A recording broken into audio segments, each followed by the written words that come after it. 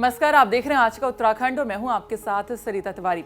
आज हम बात करने वाले हैं विधानसभा से बर्खास्त हुए उन 250 कार्मिकों की जिनकी याचिका को हाल ही में सुप्रीम कोर्ट ने खारिज कर दिया था। ये बर्खास्त कर्मचारी विधानसभा के बाहर आप देख सकते हैं धरने पर बैठे हैं। इन कर्मचारियों की मांग है कि 2016 के बाद जिस तरीके से इनको बर्खास्त कर दिया गया उसी तरीके से 2015 से पहले जिन कर्मचारियों को रखा गया था उन्हें भी बर्खास्त किया जाए। इन कर्मचारियों ने विधानसभा अध्यक्ष रितु खंडूरी पर भी आरोप लगाया है कि रितु खंडूरी ने अपने पिता के समय में लगाए गए कर्मचारियों को नहीं हटाया। विधानसभा के सामने धरना दे रहे बर्खास्त कर्मचारियों ने उत्तराखंड तक को बताया कि जो बैकडोर एंट्री का मामला उठाया गया वो दरअसल सिस्टम में एक खामी है जिसका दंश उन्हें भुगतना पड़ रहा है। इस समय हम मौजूद हैं देहरादून स्थित विधानसभा के सामने। आपको दिखाते हैं, ये सामने विधानसभा की इमारत है और इसको लोकतंत्र का मंदिर कहा जाता है, जहां पर उत्तराखंड से संबंधित कानून बनते हैं। इस सड़क के पास उसके अपोजिट में यहाँ पर जो बैकडोर एंट्री है उसके बाद जो रितु खंडूरी ने फैसला लिया था इनको निष्कासित करने का, ये तमाम लोग बैठे हुए हैं जिनको सुप्रीम कोर्ट ने भी जिनकी अर्जी खारिज कर दी। और विधानसभा स्पीकर रितु खंडूरी का ये फैसला था, जब बैकडोर एंट्री का मामला उठा था तो काफी भूचाल लेकर आया था राजनीतिक गलियारों में। उसके बाद मुख्यमंत्री पुष्कर सिंह धामी ने पत्र लिखा था रितु खंडूरी को। उसके बाद जांच बिठाई गई थी जिसमें एक कमेटी ने फैसला लिया था कि जो 2001 से 2011 के बीच जो भर्ती हुई हैं और 2012 से 2022 तक की जो भर्तियां हुई हैं उस पर जांच बिठाई जाएगी और फैसला लिया जाएगा। इसके साथ ही 2016 के बाद जो भर्तियां हुई हैं वो 228 के करीब भर्तियां थी जिनको निष्कासित कर दिया गया था। और आज ये लोग यहाँ पर धरना दे रहे हैं। इनसे बात करने की कोशिश करते हैं। मैम, आपका नाम क्या है और आप कहाँ से हैं? मैं चमोली से बिलोंग करती हूँ। मैं यहाँ पे सुरक्षा कर्मी के पद पे तैनात थी और हमें 7 साल हो चुके हैं। और मैडम ने देखो हमें आज साल इतना अन्याय किया है। आज हम रोडों पे आ गए हैं। मैडम ने आधा अधूरा न्याय किया है। हम लोग आज ऐसी स्थिति आ गई है कि आज हम रोड पर बैठ गए हैं। तो हम चाहते हैं मैडम को कि हमारे साथ न्याय हो, नहीं तो हम आत्मदाह करने के लिए तैयार हैं। आप कह रहे हैं आत्महत्या करने के लिए तैयार है, लेकिन आप लोग हाई कोर्ट भी गए और फिर सुप्रीम कोर्ट की सिंगल बेंच में गए, उन्होंने भी खारिज कर दिया आपकी अपील। तो क्या कहना है आपका? नहीं, अभी हमारी लड़ाई जारी है। कोर्ट से बड़ा कोई भी ऐसा नहीं है कि जब हम न्याय की गुहार लगाई है वहाँ और हमारे साथ न्याय होगा। और जब तक रितु खंडूर ने या हमारा न्याय नहीं करा तब तक हम ऐसे रोड पे बैठे रहेंगे और धरना प्रदर्शन करते रहेंगे। तो आपको अभी भी न्याय न्याय की दरकरार है? आपको उम्मीद है कि सुप्रीम कोर्ट से आपको न्याय मिलेगा? हाँ जी, हमें न्याय ही मिला है। और लोगों से बात करने की कोशिश करते हैं। यहाँ पर हमारे साथ एक और महिला मौजूद हैं।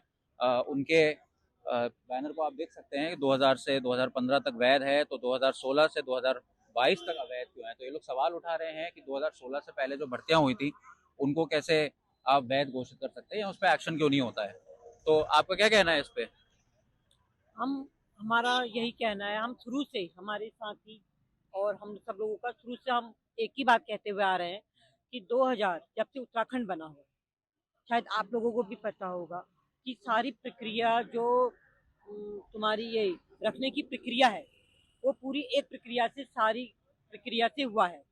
तो अगर सभी कुछ एक ही प्रक्रिया से हुआ है तो हमारी जो हम 2016 के वाले हैं उसके बाद वाले हैं तो उसमें वो प्रक्रिया कहाँ से अवैध होगी? अगर आप मानते हैं तो 2001 से उसी प्रक्रिया से, जिस प्रक्रिया से पहले के विधानसभा अध्यक्ष लोगों ने वो की भर्तियां करी थी, तो वही चीज हम उसी प्रक्रिया के आधार पर हमारी भर्ती भी हुई है। तो हम कहाँ से वैध हो गए? अगर हम अवैध हैं तो वो भी अवैध है, अगर वो वैध है तो हम भी वैध। हमारा एक ही आपकी भर्ती कैसे हुई थी?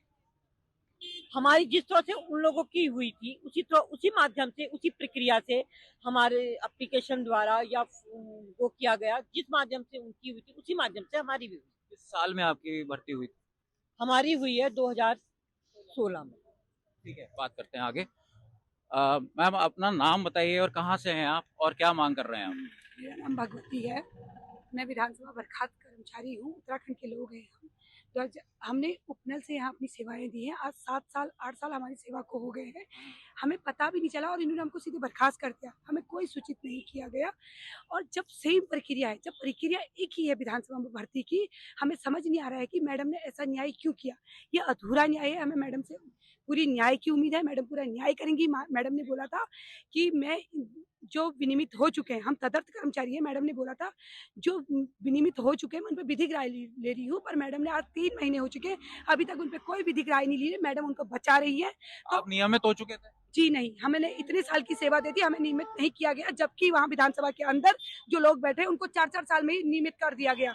बस यही है कि उन्होंने अपने लोगों को नियमित करा, अपने लोगों को उन्होंने अभी भी बचाए रखा है और हम लोगों को आज बाहर कर दिया है। हमारी मांग है, या तो न्याय करना है तो पूरा कीजिए, यह अधूरा न्याय। मैम, आपका क्या नाम है और कहाँ से हैं आप? सर मैं हूं बबीता और मैं उत्तराखंड की वासी हूँ। सर मैं तो ये कहूंगी कि मैडम एक तरफ से कहती है कि मैं न्याय करूंगी सबके साथ, मैं एक माँ हूँ, तो ये कैसा उनका न्याय है। 2001 से लेकर 2021 तक सेम प्रक्रिया से प्रक्रिया हुई है। हम उपनल के माध्यम 2016 में यहाँ आए, 7-8 महीने की हमने उपनल में सेवा दी है, उसके बाद हमारा यहाँ तदर्थ रूप में नियुक्ति हुई थी। तो फिर अगर उपनल इतना ही गलत है तो उपनल को रखा है क्यों है, उपनल खत्म कर दिया जाए ना। आपकी उपनल से भर्ती हुई है? जी हमारी उपनल से भर्ती हुई है। इसको फिर बैकडोर एंट्री बार बार क्यों कहा जा रहा है? सर ये हम नहीं जानते, बैकडोर है तो 2001 से सब बैकडोर है ना। इन्होंने तो ये एक टैग बना दिया है, एक टाइटल बना दिया है कि बैकडोर भर्ती। हमारी भर्ती उपनल से हुई है। ये अगर आपको नहीं लगती है बातें तो आप लोग वहाँ जाके पता कर लीजिए। हम लोग उपनल से यहाँ आए हुए थे, आज के दिन में हमको ऐसा मोहरा बना दिया गया और ये मोहरा भी तब बनाएगा जब बेरोजगार संगठन रोड पे आया। तो ये 6 महीने से इनकी सरकार थी, तब ये मैडम कहाँ थी? 6 महीने बाद अगर वो रोड में नहीं आते तो क्या हम तब तो हम अंदर ही होते ना। और नियमित नहीं है इसलिए हमको बाहर किया गया। हमारी क्या गलती थी, हमको नियमित नहीं किया गया 6 सालों के अंदर। और लोगों से जानने की कोशिश करते हैं कि ये मामला आखिर है क्या। आपका नाम और आप कहाँ से हैं? मेरा नाम गौरव है और मैं देहरादून से ही हूँ। सबसे पहले तो मैं ये कहना चाहता हूँ कि ये मेरी गलती है कि मैं उत्तराखंड का वासी हूँ, क्योंकि मैडम को तो सिर्फ बिहार और दिल्ली के प्यारे हैं। अगर हम आपको ऐसा क्यों लगता है? क्या विधानसभा में बिहार और दिल्ली से ज्यादा लोग हैं? बिल्कुल, दिल्ली और बिहार के मैडम ने अपने पर्सनल स्टाफ में काफ़ी स्टाफ रखा हुआ है जो दिल्ली और बिहार का है, वो भी तदर्थ रूप से हैं। और जबकि वो खुद कहती हैं कि तदर्थ रूप से एंट्री उत्तराखंड में बंद है, लेकिन वो अब खुद ही अपने स्टाफ में ऐसी नियुक्तियाँ करती है और हमें बाहर करती हैं। और मैडम खुद फिर मीडिया के सामने कॉन्फ्रेंस में कहती है कि मैंने उत्तराखंड की जनता के साथ न्याय किया है, जो बेरोजगार युवा हैं उनके साथ अच्छा किया है मैंने। तो जो पहले जो विधानसभा के अध्यक्ष रहे हैं, जिनके समय में आपकी भर्ती हुई है, उनके ऊपर भी आरोप लग रहे हैं भर्ती को लेकर, तो उस पे क्या कहना है? जी निश्चित तौर पर देखिए कि अगर उनको लगता है ऐसा कोई अपनी गलती मान रहा है तो वो उनका पर्सनली है, उनको इस्तीफा देना चाहिए या नहीं देना चाहिए उनका वो निर्णय वो पार्टी करेगी, हमें उनसे मतलब नहीं है। आप कह रहे हैं कि सैद्धांतिक तरीके से आपकी भर्ती हुई है? हमारी बिल्कुल लीगल तरीके से भर्ती हुई है। अगर इलीगल है तो सभी की इलीगल है, 2001 से लेकर 2015 तक की भी इलीगल है। उसके बाद अगर मैडम मानती है कि इलीगल है तो सभी पे एक तरह से तलवार चलाई जाए। संक्षेप में आप बता सकते हैं कि भर्ती होती कैसे है विधानसभा में? जिस प्रोसेस है जो हर जगह का, वो एक लीगल प्रोसेस होता है। अगर हमें यहाँ पे आते हैं, हम यहाँ पे अगर हमें बोला जाता है कि आप पेपर दीजिए तो हम पेपर देते हैं। अगर हम आप कहते हैं वहाँ पे कि आप ट्रेनिंग करिए, कुछ इंटरव्यू दीजिए तो हम देते हैं। ऑब्वियसली हमने कभी मना नहीं किया उस चीज़ के लिए। यूके SSS में भर्ती होती है तो वहाँ पे उन्होंने क्राइटेरिया सेट करा हुआ है कि आप रिटन एग्जाम देंगे, उसके अलावा कुछ वहाँ पे होगा नहीं। इंटरव्यू अब बंद हो चुके हैं। हम जिस दिन यहाँ पे आए थे तो उन्होंने कहा था कि आप यहाँ पे अप्लाई कर सकते हैं, हमने अप्लाई किया, उसके बाद उन्होंने कोई इंटरव्यू नहीं लिए। इसमें विज्ञप्ति वगैरह कुछ निकलती है?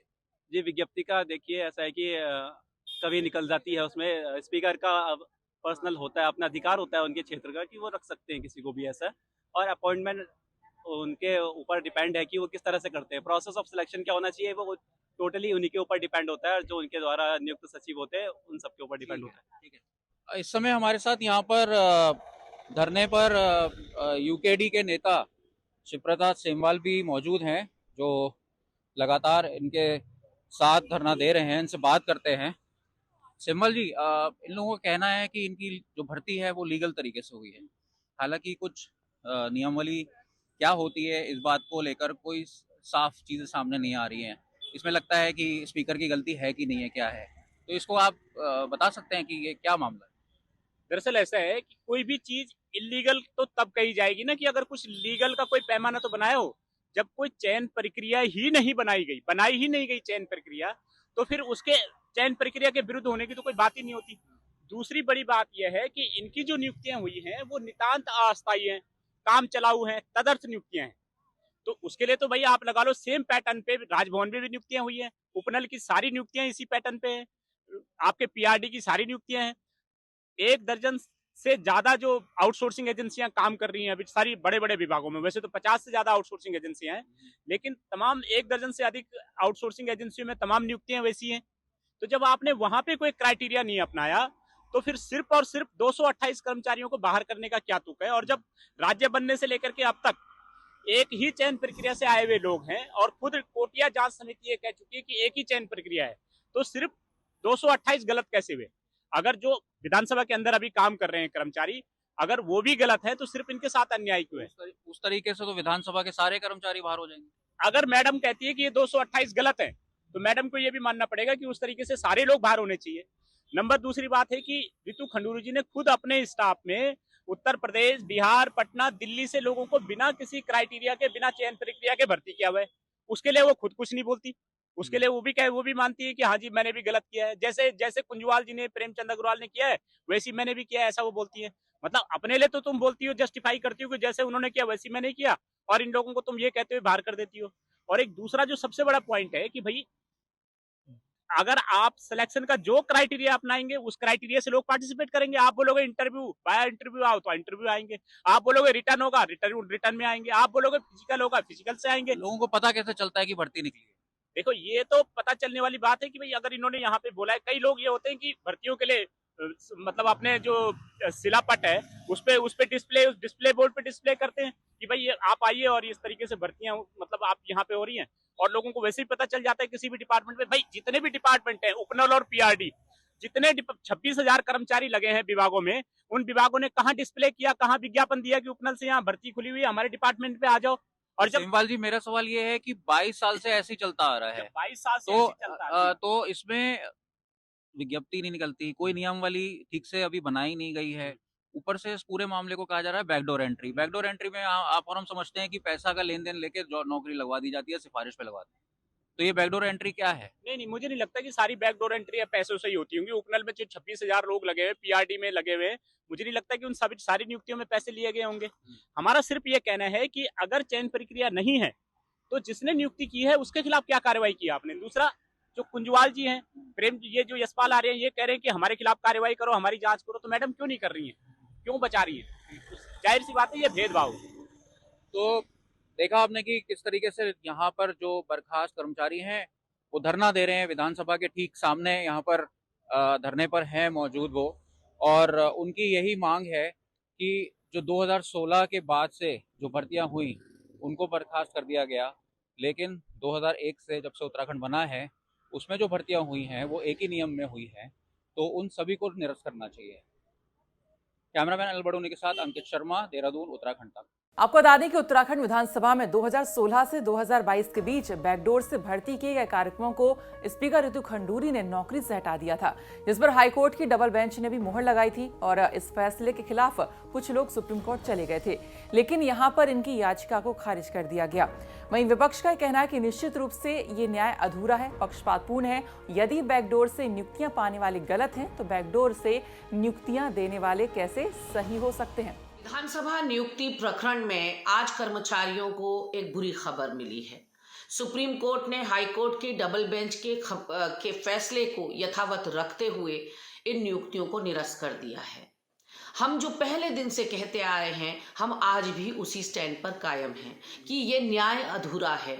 अगर नियुक्ति पाने वाले गलत हैं, अगर उन्होंने अवैध रास्ता चुना या गलत रास्ता अपनाया, तो नियुक्ति देने वाले सही कैसे हो सकते हैं? अपने रसूख के बल पर, अपनी अप्रोच के बल पर उन बड़े नेताओं पर कार्रवाई कब होगी जिन्होंने आज इन कर्मचारियों को इस दोराहे पर लाकर खड़ा कर दिया है कि उन्हें समझ में नहीं आ रहा है कि वो जाएं तो जाएं कहां। ऐसे में आरएसएस ने तो कार्रवाई कर दी, भारतीय जनता पार्टी अपने इन बड़े नेताओं के ऊपर कार्रवाई कब करेगी? लड़ाई कानूनी या लड़ाई वैधानिक नहीं थी, लड़ाई नैतिकता की थी, और वो नैतिकता की लड़ाई अभी भी अधूरी है। वहीं विधानसभा स्पीकर रितु खंडूरी ने सुप्रीम कोर्ट के फैसले पर खुशी जाहिर की थी। उत्तराखंड विधानसभा में जो भर्तियां हुई थी और जो निर्णय माननीय उच्च न्यायालय उत्तराखंड के खंडपीठ ने, डबल बेंच ने लिया था, उसके खिलाफ कुछ लोग आज माननीय सर्वोच्च न्यायालय पहुंचे थे। यहाँ पर एक विशेष याचिका SLP लगाई गई थी और यहाँ पर जो डबल बेंच था उन्होंने उस पिटीशन को खारिज किया है। जब पिटीशन डिसमिस हुई उसके बाद जो पिटिशनर्स थे उनके वकील ने ये बात कही कि वो उस पिटीशन को विड्रॉ करना चाहते हैं, जिसकी परमिशन डबल बेंच ने उन्हें दी। इस निर्णय के लिए मैं सर्वोच्च न्यायालय का धन्यवाद करती हूँ। ये सभी उत्तराखंड के युवाओं की जीत है, उत्तराखंड के लोगों की जीत है। मैंने पहले भी कहा था कि कठोर निर्णय है, पर मैं कठोर निर्णय से लेने से पीछे नहीं हटूंगी। सुप्रीम कोर्ट भी अगर मुझे जाना पड़ेगा तो मैं सुप्रीम कोर्ट जाऊंगी। जो रिपोर्ट कोचिया कमेटी ने दी थी वो सही थी और मैं धन्यवाद करना चाहूंगी सुप्रीम कोर्ट का कि उन्होंने जो एक अध्यक्ष के तौर पे, उत्तराखंड विधानसभा के अध्यक्ष के तौर पे जो मैंने निर्णय लिया था उसको उन्होंने सही माना है। मैं उनको धन्यवाद करती हूँ। अब देखना ये होगा कि बर्खास्त कर्मचारियों को लेकर सरकार क्या कहती है और बैकडोर से भर्ती कराने वालों पर भी क्या सरकार कोई कार्रवाई करेगी। देहरादून से हमारे सहयोगी अंकित शर्मा की रिपोर्ट।